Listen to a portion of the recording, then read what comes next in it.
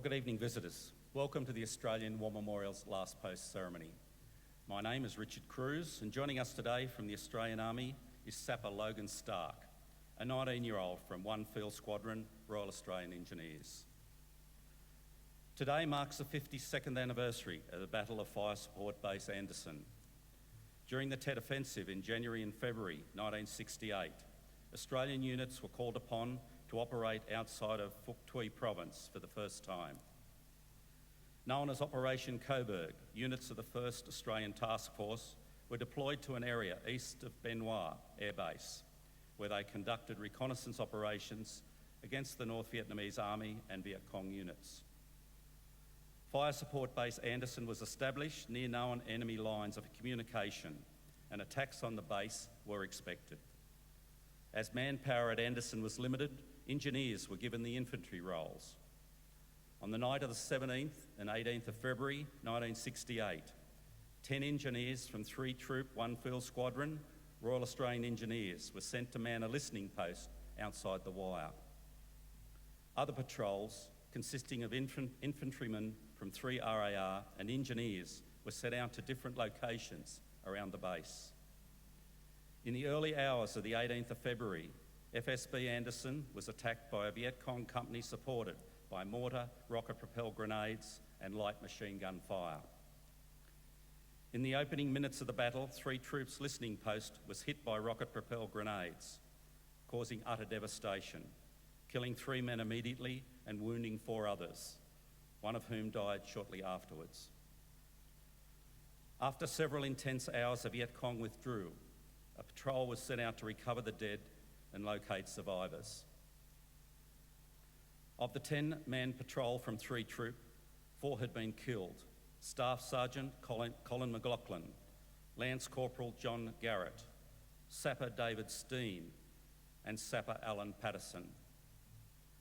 3 others were wounded, while 3 remained physically unharmed but badly shaken by the loss of their mates. 3 Australians, Private Thomas de Vries van Leeuwen, Private John Doherty, Lance Bombardier James Menz, and an American Specialist 4, Orville Heitland Jr., had been killed inside the base. FSB Anderson was attacked again on the 19th of February, and for a third and final time on the 28th of February. 3 American servicemen were wounded during the second attack. A month later, in what can only be called a cruel twist of fate, Sapper Jeff Coombs and Vince Tobin, who had survived the fight at Anderson unwounded, were killed in a mine incident in the Long High Hills during Operational Pinaroo. Today marks the 50th anniversary of a bunker assault in the Long High Hills during Operation Hammersley, during which C Company 8 RAR, which included an attached New Zealand artillery Forward Observer Party and A Troop 3 Cavalry Regiment, conducted an assault on a Viet Cong bunker complex. During the fighting, several armoured personnel carriers were damaged and 1 destroyed, killing the crew: Lance Corporal Barry Whiston and Trooper Hugh Carlisle. Today we remember and pay tribute to those who lost their lives as a result of their service in Vietnam. We pay our respects to the men and women commemorated here on the Roll of Honour, and to the survivors who returned home. This evening we warmly welcome the family of Sapper Allan Graham Pattison, whose story will be told shortly. We're also honoured this evening to acknowledge His Excellency Ambassador Michał Kołodziejski, Ambassador of Poland to Australia, and Dr. Karol Nawrocki, Director of the Museum of Second World War in Gdańsk, Poland.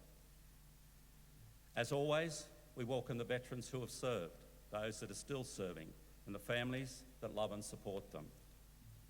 In particular, we warmly welcome the Vietnam veterans who were involved in the Battle of SSB Anderson and Operation Hammersley, who are all joining us this evening. We acknowledge the members of RSL Services Clubs Association, RSL Victoria and RSL Queensland, who are watching the broadcast of this ceremony across Australia. During this evening's ceremony, wreaths will be laid at the base of the Pool of Reflection by family, visitors and students on behalf of the following schools: From Tasmania, Circular Head Christian School, Smithton. And from Victoria, Aspendale Gardens Primary School, St Margaret's School, Berwick, and Toorak College Primary Department, Mount Eliza. If you're able, I invite you all to please stand and join in singing the National Anthem.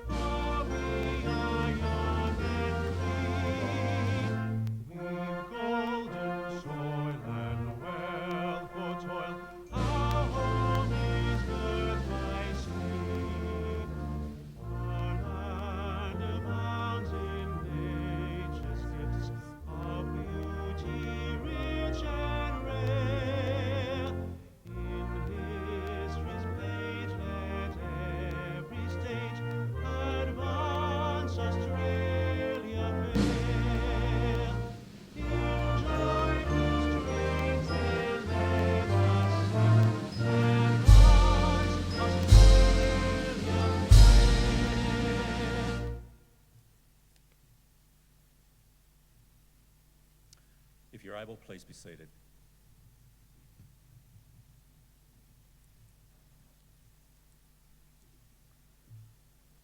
The Australian War Memorial was the vision of Charles Bean, Australia's First World War official historian. Bean landed with the Australian troops on Gallipoli and stayed with them at the front through to the end of the war.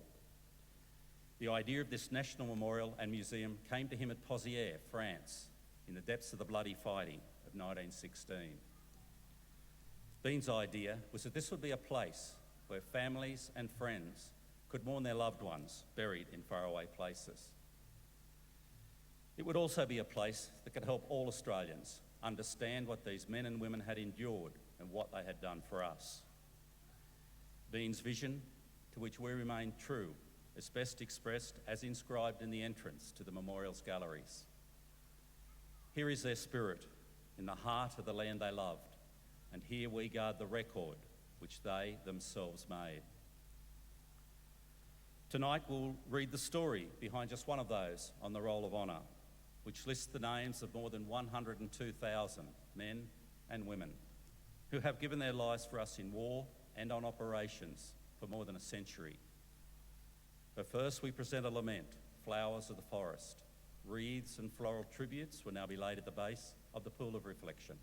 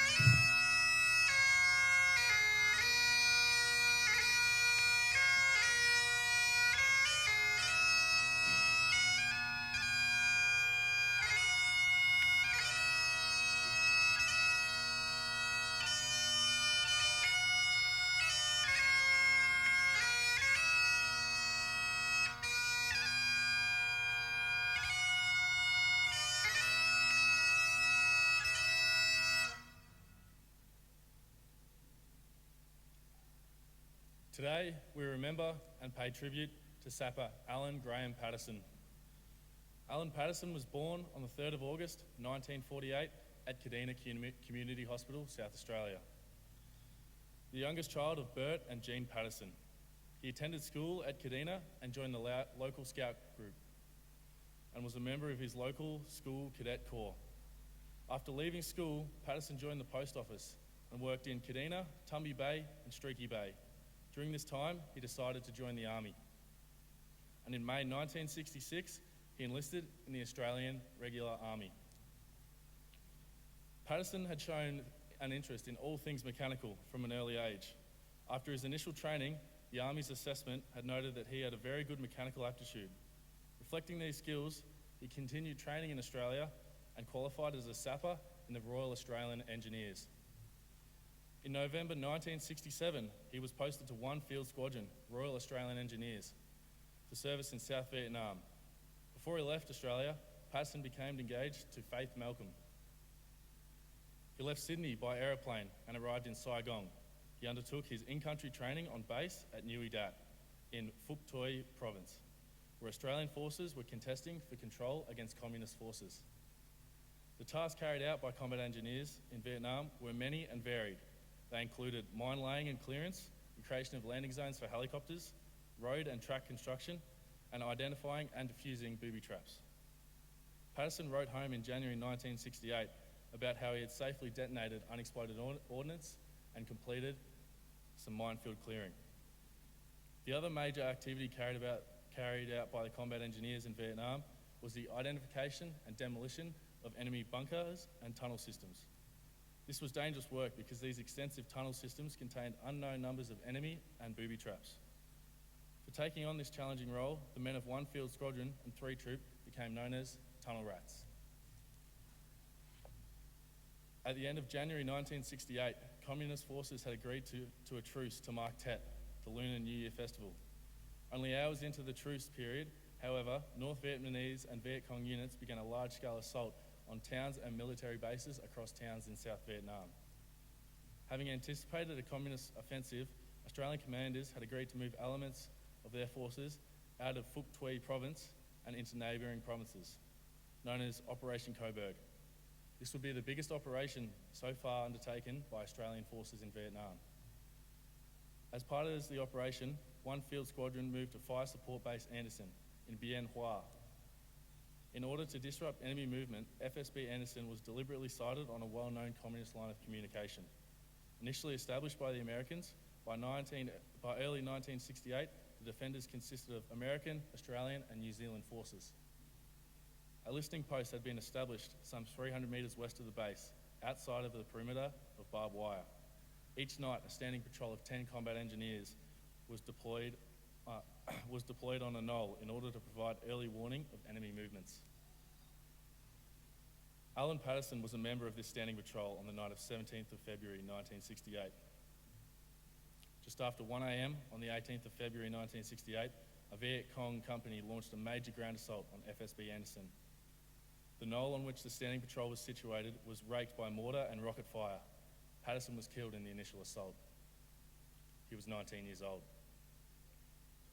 The 3 other members of the patrol group were also killed: Sergeant Colin McLaughlin, Lance Corporal John Garrett, and Sapper David Steen. During the fighting, 3 Australians, Private Thomas de Vries van Leeuwen, Private John Doherty, and Lance Bombardier James Menz, and 1 American specialist for Orville Heightland Jr. was also killed within the perimeter of Fire Support Base Anderson. Dozens were wounded. The Australians, New Zealanders and Americans on the base were able to fight off this attack, as well as 2 other smaller assaults that had followed in February. Patterson's remains were repatriated, and in early March he was buried in Kadina Cemetery in his hometown. Pattison was survived in Australia by his parents and siblings and their families. Sapper Allan Graham Pattison is listed on the Roll of Honour on my left, among more than 500 Australians who died while serving in the Vietnam War. His photograph is displayed today besides the pool of reflection. This is but one of many stories of service and sacrifice told here at the Australian War Memorial. We now remember Sapper Allan Patterson, who gave his life for us, for our freedoms, and in the hope of a better world.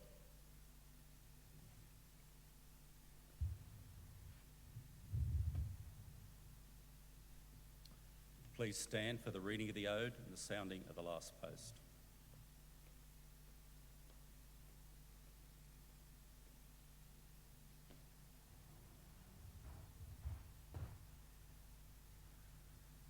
They shall grow, not old, as we that are left grow old. Age shall not weary them, nor the years condemn.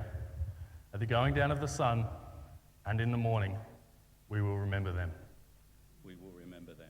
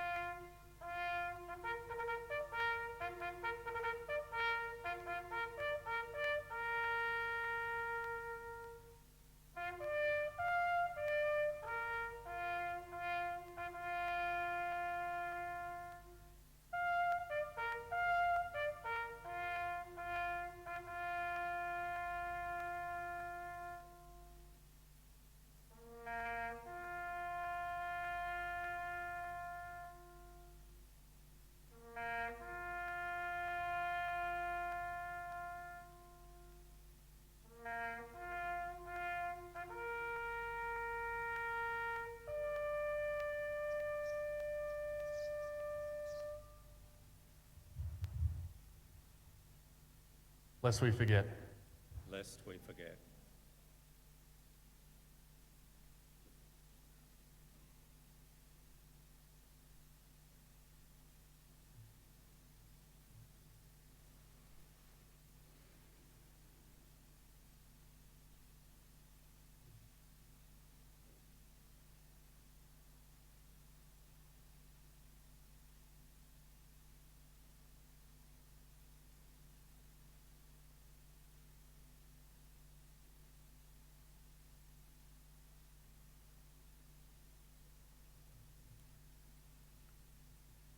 We leave you this evening with the words of the memorial's founder, Charles Bean.